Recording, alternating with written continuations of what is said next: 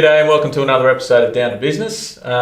Great guest today with Mark Fitzgibbon, the CEO of NIB. Very well known, not only in Newcastle but around Australia for that matter, in what he does. And I'm glad to have him along today.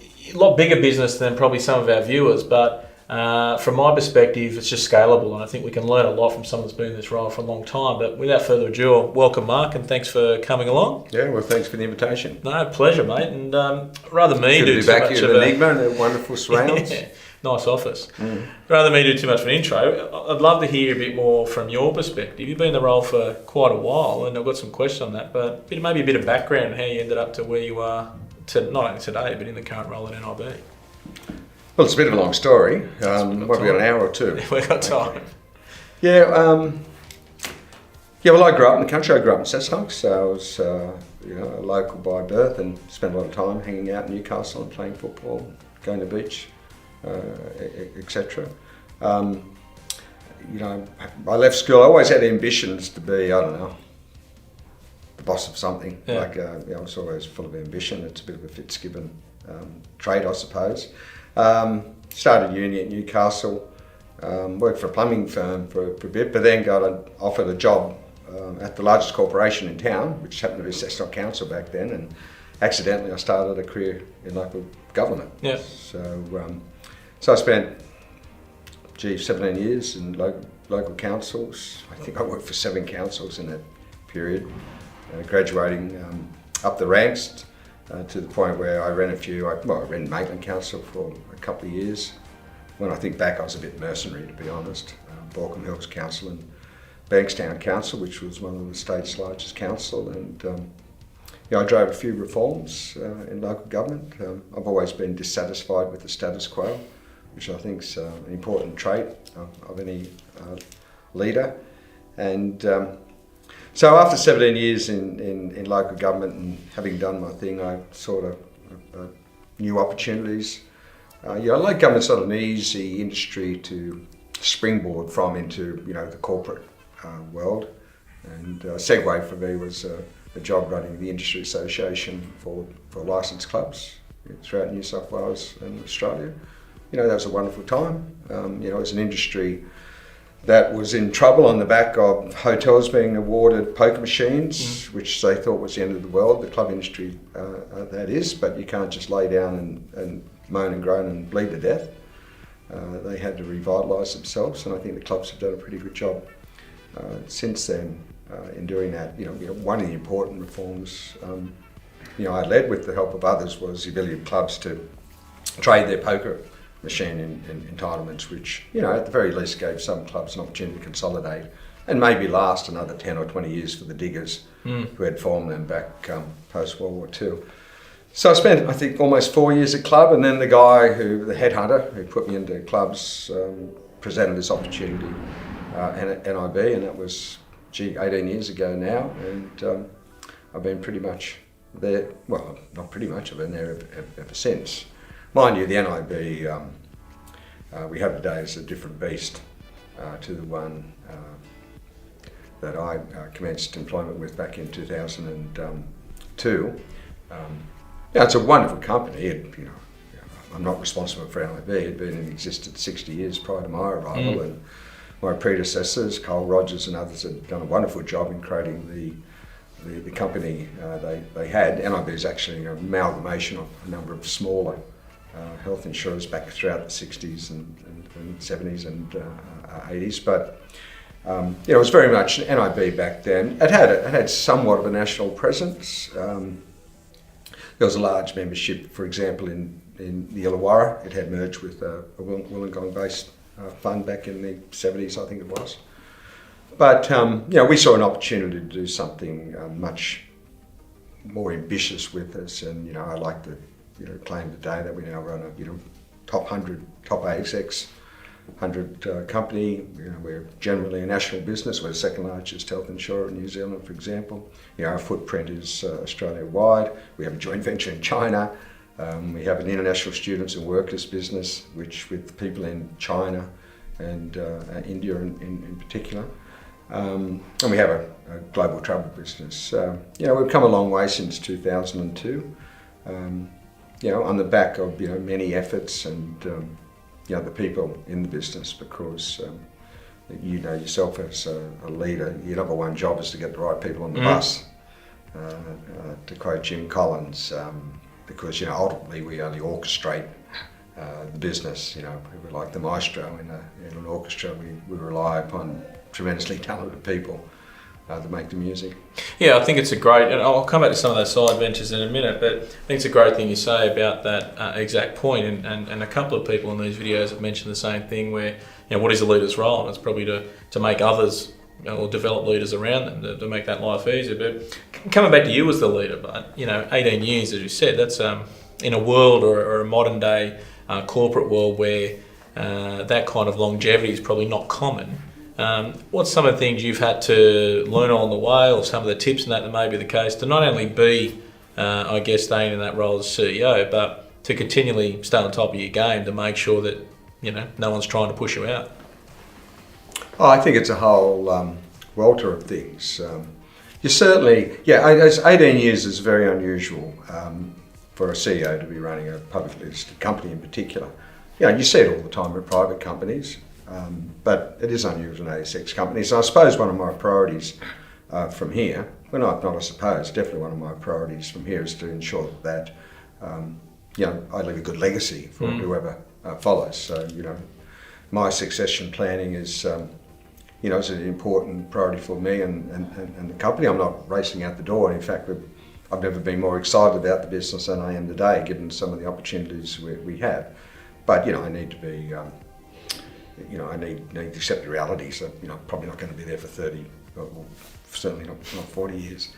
That's an issue. But look, just the same traits that I tried to apply, when I started at NIB and in my other roles. First of all, you need to be able to form a vision about how things may be different or better, or how the world may be different. And how you need to adapt to that world and new circumstances. So I suppose the intellectual discipline and the curiosity to think about the future and where your business fits into that future is important. Being able to make that real for people is an important leadership trait. We apply the test at work. How would you explain this to your friends at the pub or your mother over Sunday night dinner? Like, if you can't make it real for people, maybe it is a little bit altruistic. So that ability to articulate a view about the business strategy, the future and the business strategy is important. We certainly encourage and give people license to think differently and innovate. We have this guiding philosophy in business we call Red Queen Racing, which sounds a bit cheesy. It probably is to most, but underneath it is a serious intellectual discipline about how we think about the economy and marketplaces and our ability to adapt in those marketplaces. So having some sort of mode of operation, some sort of operating philosophy is important. And as I think I started off by saying, what keeps me going is, and I suppose why I've survived so long, is I've never rested on my laurels, so to speak. I've never been satisfied that what we've done is good enough, that we can hang up our cue now. And that hunger still exists in the business. And in fact, we're doing some things in the business today which I think are more innovative and adventurous than anything we've done before. Yeah, right. And I guess that probably leads into the next point around your personal motivation. You say about not resting on your laurels, and not only is that good for keeping you in that position, but it's also good for your own motivation, I guess. But from any other business owner sort of watching, what's some of the rituals or habits or things you do to make sure you stay productive and stay motivated and stay in the game, personally? Yeah, well, again, a whole range of things. I'm curious. I like to think that I'm always at the cutting edge or zeitgeist of what's ever happening in industry. Like, I have a hunger for research and learning of what is happening in the marketplace and in other parts of the marketplace in other sectors. So, in this case, healthcare, having a good understanding of what's happening in healthcare and how it's evolving and changing. And COVID-19 has is certainly created all sorts of new thoughts in that respect. So being curious and taking what's a better word than an intellectual approach, but you get my drift. Reading and being hungry for that constant learning. That constant learning. So that's a part of me. I wouldn't say I work any harder than anybody else. I'm always on kind of thing. But that's okay. I can be at the beach still thinking about work with Sunday and be perfectly contented in the moment with that. So, you have to. I suppose you have to some extent, live your business and make sure that that doesn't compromise your family and personal life. I think physical fitness is important. I suppose we read and hear about this all the time, but I really believe there's a powerful connection between our physiological health and our mental health well-being. So that's important to me. And I suppose, again, and everyone aspires to this and would like to claim it, but I think I've got a fairly reasonable life balance. I still get my fun with the lads and my time with my family. I love my footy. As you well know. So, there's a whole range of things I suppose that go into keeping us reasonably well balanced. Recognising that most CEOs have an element of madness about them. But they're probably the ones that best define me. Yeah, good. Okay. Again, now most business owners wouldn't have as many people under their, let's say, control, for a better word, than yourself. But in your position, and even still, with lesser people, probably struggle to stay in touch with everyone. How do you manage to maybe not stay in touch with everyone, but stay effective around everyone and keep those relationships up? Well, it's been made all the more interesting by COVID-19, hasn't it? But somewhat paradoxically, I think COVID-19 might help us in that respect. This idea that we're more engaged with our people and give them greater sense of clarity of direction and coaching and feedback by coming to work each day 9 to 5. I think COVID-19 is challenging that, and I think as we were discussing earlier, we've adopted the position that there's no going back to what was normal. Our policy from here on is pretty in this distributed workplace. We don't call it working from home because it isn't necessarily at home. Some people may have other locations where they choose to work. We don't call it remote working because that still suggests that there's a mothership and anywhere else is remote, it's distributed working. So, our policy at NIB forthwith is that people get to choose wherever they'd like to work and whatever suits them best. For most that will be home, provided that we can meet the technological requirements of the position. Obviously if you're in a contact centre servicing members, you need the technology to support that. But that doesn't seem to be a barrier in the vast majority of cases, and provided that you're safe and well. Yeah. Because we recognise the psychosocial risks which can come with people being isolated or not being able to deal with their circumstances at home. So that's our starting point. We still have we still require people to come to work for specific reasons. So coming to the office 9 to 5 each day is no longer the default position. Home or wherever you choose to work is your default position, but you're required to come to work for things like induction, training, team meetings, agile scrum meetings, bonding sessions, socialisation, client meetings, etc. So we are still providing some office space, what we call hubs or base stations, for those specific purposes, and for those people who just don't have any alternative but to come to some office location because of their. So, but the point of that story, I guess, is that people, when they think about this new world, they think about the physical, the location aspects. But what this suddenly does is require us to think differently about how we actually go about work.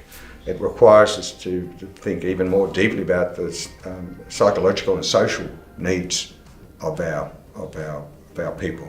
Maybe coming to the office, for all those years 9 to 5, didn't make Jane feel any less socially isolated. Maybe we can create new opportunities for Jane or Tom to be more socially engaged with their colleagues or or clients or whatever.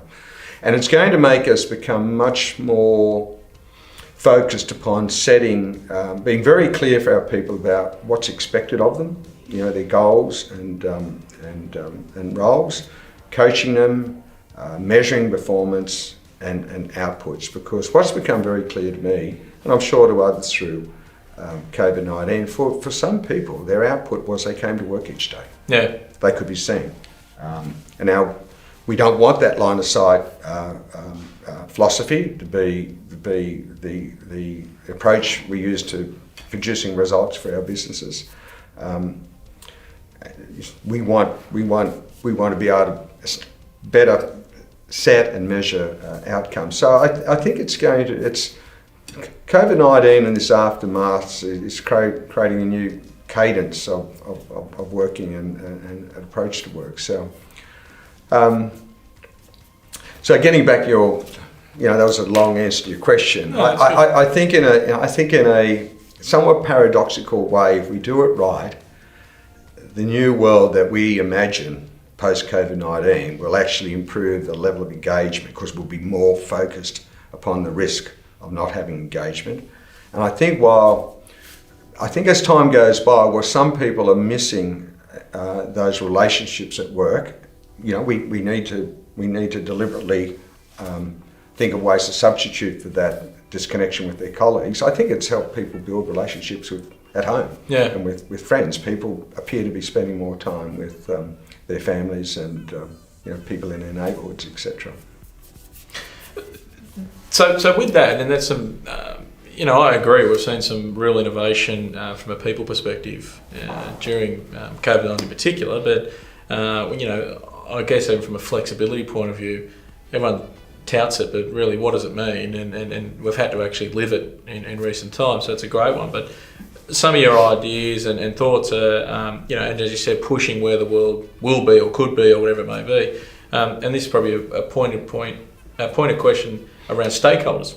How do you bring all stakeholders along with you, especially if they aren't as forward thinking or don't see that kind of way? Because you'd have a lot of different definitions to what a stakeholder is. Yeah, well, look, for those who are interested, I've had a lot of influences on my thinking over the years. And look, there's a lot of management literature out there, a lot of which is dross, don't bother, but a lot of it is high quality. I mentioned Jim Collins' Good to Great, which some of your viewers, listeners, would have read. A fantastic bit of management literature. How to Win Friends and Influence People. I think Dale Carnegie wrote that in 1935 or something. Read it again today; it's still meaningful. It's still one of the books we have on our list for our development. Yeah. People listen to you when you listen to them, for example. So, another great very small piece of literature I'd highly recommend.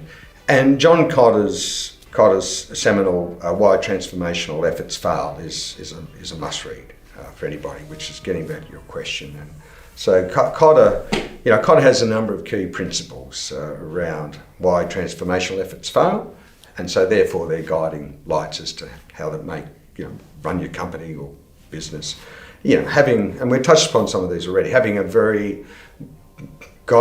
guiding and meaningful vision about what, where you see the company being in 5 and 10 years is important. People, if they're going on a long march, they like to know where they're getting to at the end. Getting people, to understand how they have a role to play in the business and that transformation. For most of our evolution, as workers, we got to see the end product. Like if you're working in a cobbler's shop in 1850 and just cutting the leather, sure, all you did all day was cut the leather, but you got to see the end product, the shoe. And psychologists call that closure. It's important. So important psychological need we have to see how we're contributing towards an output. So getting people to understand their role in the business and the transformation. Constant communication. Cotter says work out how much time as a leader you need to spend on communication, and then multiply it by 10. It still won't be enough.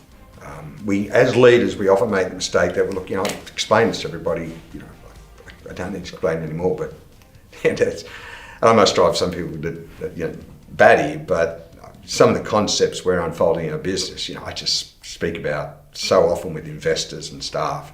And I think, God, people have got to be sick of hearing this, and some will be sick of hearing it, but for others, the penny will only be starting to drop. Planning for small-term wins, and celebrating those wins. If you're going to take a long 5-year march on a business transformation, people get weary. So you have to plan for short-term wins and celebrate those wins, so people feel as though they are making a progress.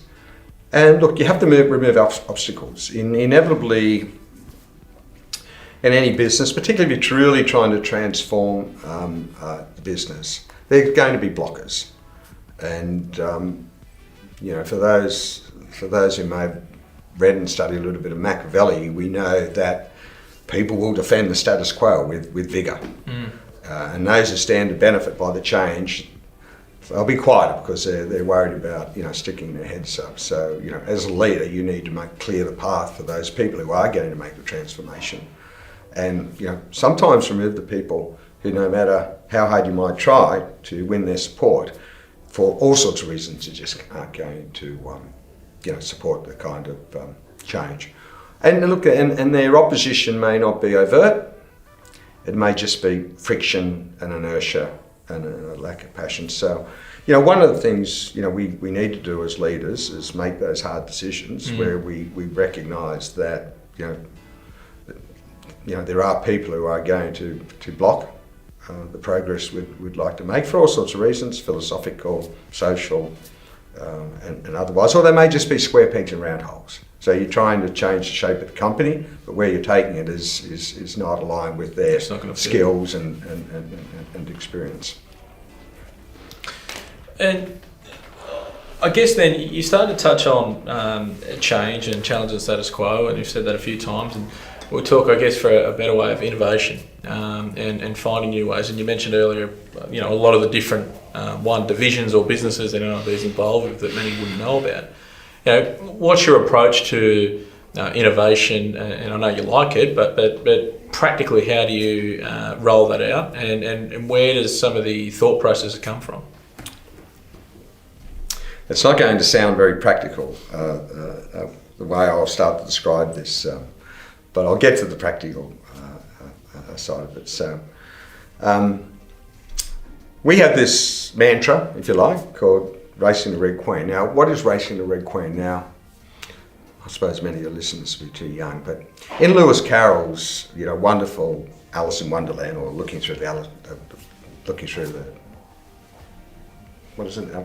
Looking Glass Window, whatever it was. There's a character called the Red Queen. And the Red Queen is running on the spot at pace. And the March Hare says to her, where are you running to? She said, no, I have to run as fast as I can just to stay where I am. And this was actually Lewis Carroll, the author of Alice in Wonderland, taking the piss out of Charles Darwin, who in 1856 had come back on the Beagle to introduce his concept of evolution, natural selection, survival of the fittest. Now, to some that was heresy. What are you talking about? God created us. The others it was just laughable. And Lewis Carroll was, as I say, taking the piss. And so, the Red Queen, Lewis Carroll was saying the Red Queen needs to run as fast as she can, read mutate, just to stay where she is, means survive. And so, evolutionists and biologists have picked up this characterisation ever since to explain the process of constant mutation and natural selection. Those mutations that work get selected in, and those mutations that don't get selected out. And there's a perspective which says this is thinking about management and marketplaces and economics as more a biological system rather than a physical system of straight lines, linear equations, and whatnot. Better describes how markets and economics and businesses work. Because really the only reason the early economists borrowed the paradigm of physics was because that was the only reputable science around at the time. It was the science of Newton and Galileo and others. So they sort of hitched their wagon to physics as a way of describing economies and marketplaces. This takes perspective now. Nobody can predict the future. The best we can do is continually experiment and be very good at amplifying those experiments that work and ruthless at cutting off those that don't, just like things operate in nature. And so we actually apply that perspective at NIB, both within the traditional business of health insurance and the number of the adjacent businesses that were created. And the principles are, a number of things. First of all, we talk about relatedness. So whatever innovation we're making has to be related to our core business. We won't go off and start drilling for oil as an experiment. We have to be able to demonstrate to ourselves and have a strong thesis that, look, we have skills and capabilities which will create revenue and cost synergies by doing this. So, it was an easy decision for us to go to New Zealand, for example. It was an easy decision for us to start insuring international workers and students. We have about 200,000 today. We ensure that before we make any move, that we're well prepared. We've done our homework. And that may sound self-evident, but you'd be surprised the amount of companies that make these investments here, there, and everywhere without having properly done their homework. We call that prepared minds, borrowing Louis Pasteur's famous quote that fortune favours the prepared mind. And finally, we'll never make a big bet on innovation. Like the deer doesn't grow a fifth leg overnight to escape the faster line. We always make anything innovative, experimental, we'll always make a small bet, prepared to lose that bet if that business doesn't turn out the way we hope. And we've had a few of those. Like we started up a cosmetic travel business based in Thailand for a while. We killed that off. It just didn't work. Yeah. And I won't go through all the failures, but amongst all those failures, we've had quite a number of successes. And as we've made that initial small investment, when I say small, we've invested $100 million in some businesses, but that's relatively a minor bet for us. As those businesses have succeeded, we've amplified that investment, and as I say, cut off those that happen. So that's our approach to innovation. Getting our people to understand that nobody can predict the future in the way of physics, and even physics gets that terribly wrong often.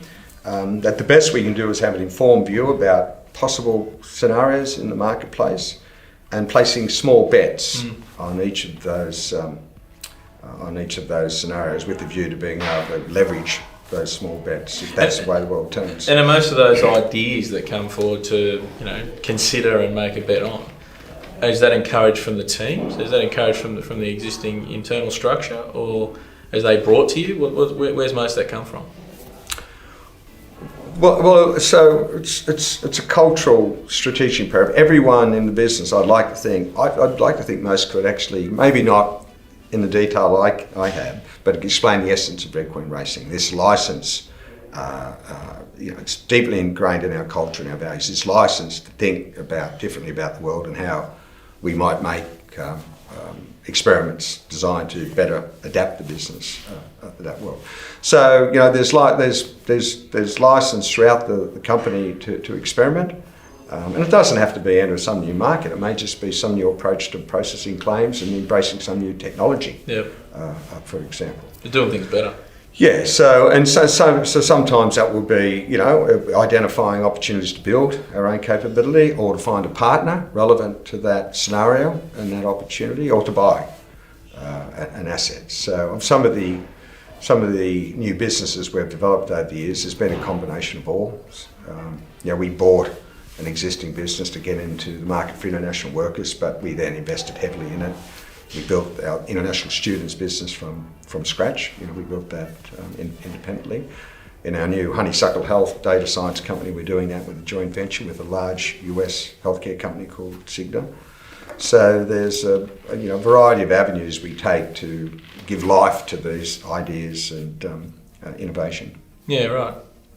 And I guess not only from an innovation sense from business, but innovation sense from people. And I follow and watch your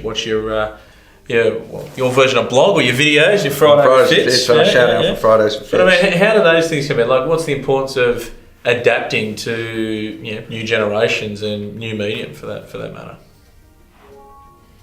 Oh, vitally important. Like, it's unusual not to have my phone somewhere nearby. Look, our window, our members and travellers' windows to the business in the future will be the digital device in whatever form it evolves to being. So, it sounds a little bit corny, but like so many other companies, we do need to become a technological company in our form, to do what we do, and I think that's true. Most companies these days, particularly in healthcare and financial services. So, keeping abreast of developments in technology is touches every part of the business, from the way we design products, and we have a completely different view about the future of our value proposition as a company, and I hope you can come to that. Through to the way we market, half of our investment these days is in social marketing, to the way we engage then with our customers, to the way we guide our members to to doctors and hospitals, to the way we pay claims. So we need to be at the vanguard of technology, and the fact that we're in healthcare with the emergence of so much health tech makes it, all the more important. Beautiful. I guess that probably good segue to the next one, really, interaction. And you mentioned about your members and other stakeholders. I know you pop up everywhere in a community sense from an NIB point of view, yourself personally for that matter as well, but what is the importance of interaction with your community, whether that be Newcastle or wider, and what's your philosophy around that as well, from, what's the right amount to get into, or what sort of areas to get into, etc. Yeah, well, our communities are widespread now. I had an email just last week from a member, and look, I'm sure her voice is that of many people who feel it's wrong that we have employees in the Philippines, for example, serving members. But those people too have families and work in communities, and we support them. So we have people in Ireland, we have people in San Francisco, New Zealand, as I've mentioned, Tianjin and Shanghai. So our community footprint's quite large. We're not BHP Billiton. I don't want to give people the wrong impression, but we do have a broad. So across those communities, we're engaged in many levels in supporting, our ESG obligations, which environmental, social, governance. Probably from we have 5 key principles around that. We're pursuing. Obviously a strong environmental perspective on reducing our carbon footprint. We see our role for ourselves in economic development, which is for us largely around employment, but not just in Newcastle and Sydney, but also in other places where if we can grow our business, we'll employ people and help the local economies. We see a role for us in leading governance and transitional and the evolution of our thinking. I think the COVID-19 response is an example of where we're trying to take a leadership position, because we think it would be better for the society and the community. Look, we may be wrong on that front, and only time will tell, but at least we're having a crack. And but easily the most significant opportunity we have to improve the lot of the community and the society in which we live, and part of that's through engagement, is in population health. The reality of it is we can't make the difference to global warming that an airline can, or steel producers can, because our carbon footprint's not large, but we can make an impact in respect of population health. And it's not as though we don't need to. There's a lot of inequity and in health outcomes for communities. Some of the regional communities have very poor health outcomes and health status relative to us in metropolitan areas, particularly Indigenous communities. In New Zealand, we're working hard with a number of Maori iwi or Maori tribes to improve their health outcomes. Again, typically health outcomes aren't good relative to the population at large. So our engagement in terms of our ESG responsibility, our sustainability, our obligations to the community is mainly focused around health. And then if you go down that road, there's a whole swag of things going on from our NIB Foundation, which has contributed about $10 million to various healthcare initiatives throughout the community, to our new joint venture, Honeysuckle Health. And in the other part of the community, we see as another part of it, another element to that is the role we can play in creating a sense of community spirit and cohesion. And as strange as it may sound, we see investments like our investment in the Newcastle Knights, the Richmond Tigers, the Auckland Blues, obviously they're there to drive brand awareness and marketing, absolutely for sure. But there's also an element of us, wanting to, get behind communities, and in that case, sporting communities, and build that sense of community identity and association. Yeah, well, I mean, in particular, no better way of proving that in Newcastle, with which I think is as much the ownership's what it is. It's a great sense of club and community in that club. I've never been anywhere else in a town, I guess, where when a club's winning, the town feels upbeat. So I get what you're saying. And even things, part of the attraction of our major sponsorship with the Richmond Tigers. It's not just because they keep winning competitions, because when we jumped on board, I think they ran 10th. Yeah. But their Indigenous programs and their commitment to reconciliation, and so they are a very suitable partner for us. Tick a lot of boxes. Yeah. Few more questions. One, you keep, and I gather and guess your answer here, but I'd love to hear it. You keep mentioning we, and how important is your team and your direct team to achieve what you do? Oh, I think I've touched upon, absolutely. I had 10 direct reports, and we can run out of metaphors. I used the maestro metaphor before, but I could be a coach, or call it what you will. My job is to build that team, get the right people, to with them, articulate a clear vision for the company, to set out clear expectations and goals and measures of performance, and to, as best I can, coach and support them in fulfilling their purpose as leaders in the business. As I often say to people, people ask me about specifics of business. Okay, how would I know? I don't really do anything. My job is to marshal the forces and but it's just another great example, and then it's constant reinforcement. We try to get business owners to understand is that you generally get into business because you've been good at something, but when you go into business, it's more about that people management and rallying the troops. Exactly what you're saying, rather than doing what you've traditionally done. But that'd be your vocation. No, totally. That's not to say. That's not to say you. Delegation can never be abrogation, and I think one of the tricks of leadership is if I have to go deep on something, I will, and I have the industry knowledge and background to be able to do that. So the fact that I stay above the fray, so to speak, and let people get on and running their business.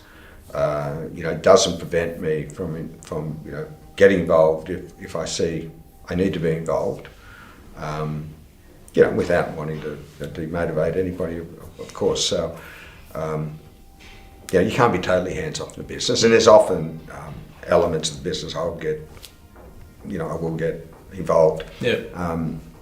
But there's, somebody once said to me, and I think it's true, and I use it all the time now, that the art of delegation is accepting that nobody will ever do it as well as you can, because you can't do it all yourself.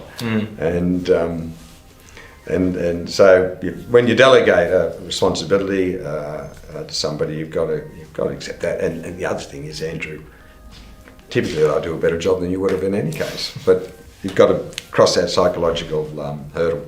Yeah, no, I think it's a great point, and I think the other side note to that is that providing they're getting the same objective and within the constraints of what you've got, they don't have to do it the same way. No, well, that's right. No, we all bring a lens to any job or work process, and you can't separate the observer from the observation. So yeah, just because it doesn't. No, it's something I'll struggle with. That painting doesn't look real good to me. Doesn't mean it doesn't look good to 1,000 other people. Agreed. All right, a bit more about you. What's, if you think about it, whether it be one or two, what's the hardest lesson or lessons you've had that turned out to be quite a blessing? Well, that's a good question. Well, again, I suppose it's how you frame these things, isn't it, a little bit? People have setbacks in life and they never let them go, and they keep looking back and thinking, they let it drag them down. I think I've had my share of mishaps, and I've learned from them, but I don't let them drag me down. I'm very much, as best I can, and hopefully we all try and do this, is stay in the present and look forward to the future. We're not here. There'll be billions of years we're not here. So I've got too many sad tales to tell, but I suppose all I would observe now, and I think the research is becoming more and more compelling, and I know we all hear so much about staying in the moment and whatnot, but it's actually meaningful. We as individuals run a big risk of getting our thoughts so bogged in things we wish had happened when that bus has left the depot, or worrying about things that may happen, which may never happen. So, as far as we need to have plans for the future, but we need to be positive in our outlook in the future, wary of the risks that attend that future, but as best we can, enjoy life and what's going on in the business. I'm sure on a day-to-day basis, things will pop up and smack us in the mouth. We might fall off motorbikes, who knows, or whatever. Bit too soon, mate. Yeah, but for most of us, the world's a beautiful place. Not all, and sadly, and society, we need to come to grips with the burgeoning rise of psychological injury and mental health. But for most of us, as I say, the world's a pretty good place. Yeah, good answer. Finally, for a lot of our viewers, I'd like to hear your perspective. If you were starting a business tomorrow, you would what?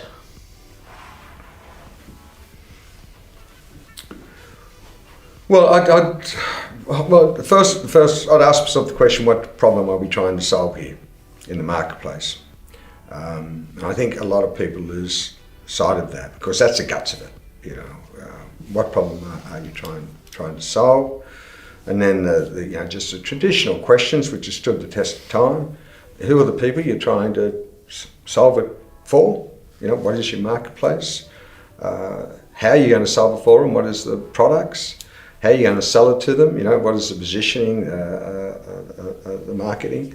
How are you going to manufacture the good or service? And how are you going to pay for it? How are you going to fund it? So, I think thinking about a business opportunity is not particularly complex, and it doesn't mean you have to come up with a new problem to solve for society. You may buy a business, but if you're going to buy the business, understand what the business actually does. Because if you think about I'm selling a product rather than solving a problem,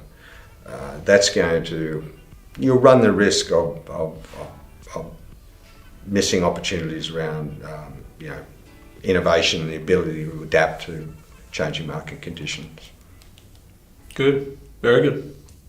Well, mate, we could talk about this all day, but in the interest of time, I might try and wrap it up. And usually I try and give a bit of a summary of everything we've discussed, but we've discussed quite a lot, so I think I might allude to some of the things, key things that I got out of that. And I love that a leader should be always challenging the status quo. I thought that was a great point. And realistically, watch your legacy and make sure you're planning for your succession. But that's a very good one for business owners too, because some of the stats on that are absolutely deplorable when you think about succession planning. I love the point you said about not only having a vision and where you fit in the world, but understanding what the world might be like and where you may need to fit. I think that's a very, very good and different spin on how people think about those sort of things. And making sure people not only understand their role, but how they contribute to the bigger picture. I guess that's that perspective that we often don't look at as leaders and get stuck in the grind and just do your job. So to me, again, that was great. Celebrate the small wins, love that. You need your teamwork and make sure you've got that delegation. You referred to being a technology company. And I think that's a good point for nearly any business these days with how the world's going. So that was great. And I think my final one, which I thought was absolute gold, you just said about what problem are you solving? I think too many people do just look at what do we do there and what do we do there rather than say, what is that? What's our solution? So, mate, well, it was great. But anything to add, I might throw to you. Oh, no, just thanks for the opportunity. I guess the other thing, just listening to you then came to mind is... It's a great principle too. As certain increases, value declines, and what that means. So finding that sweet spot between having done your research and being confident enough about a business opportunity, knowing that there's still risk, and going too far. Like what's an example? As a footy competition unfolds and the Storm keep winning, their odds come down. So the certainty of them winning reduces the value. So at some point you have to take a bit of risk, calculated risk, which is consistent with the Red Queen Racing philosophy, but just make sure that you've thought it through. Not putting all your eggs in one that basket. It is related. Yeah, you're not putting all your chips on 14 black, and that you have the appetite to lose that money if things don't turn out the way you do. But we have to take. We cannot create value in our businesses and to some extent in our lives without an element of risk. Yeah, great point. And I couldn't let you go without asking about the Knights. I mean, not only got the corporate connection, but obviously Lachlan, your son, is quite involved. So where do we see the Knights in the next year? It's funny. You said, I think you said I was famous at the introduction, didn't you? I used to be famous running NIB, now I'm famous for being Lachlan's dad. That's okay. He's going well, the young fella. Look, I don't know. I think we should improve on last year. I thought we fell away a little bit this year. But it was a funny old season. It was a long, drawn-out season. A lot of those, we had a very young backline. They'll all be a year older and wiser and more competent. So, we've got a few key signings like Tyson for sale. So, I'd be very disappointed if we didn't make the finals again, and we should aspire to a top four.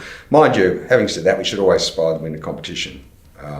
You may not always hit the bullseye, but every year you've got to be aiming. Just like in business. It's quite a lot of excitement around too. So hopefully we get back to a bit of a normality for a normal season. Yeah, and injuries often play a role in all of this. There were a few boys, Lachlan included, Kane and Palmer and others. They were all playing busted towards the end of the year. Now I'm sure there were sides in similar circumstances, but luck does play a hand in success. Mind you, the counterpoint to that is you make your own luck, don't you? I don't think anyone could attribute the success of, say, the Storm and the Chalks in recent years to luck. It's not dissimilar to business, is it? Well, Mark Fitzgibbon, Thank you. Thank you. Really appreciate that. I'm sure plenty of people got a lot out of it. And till next time,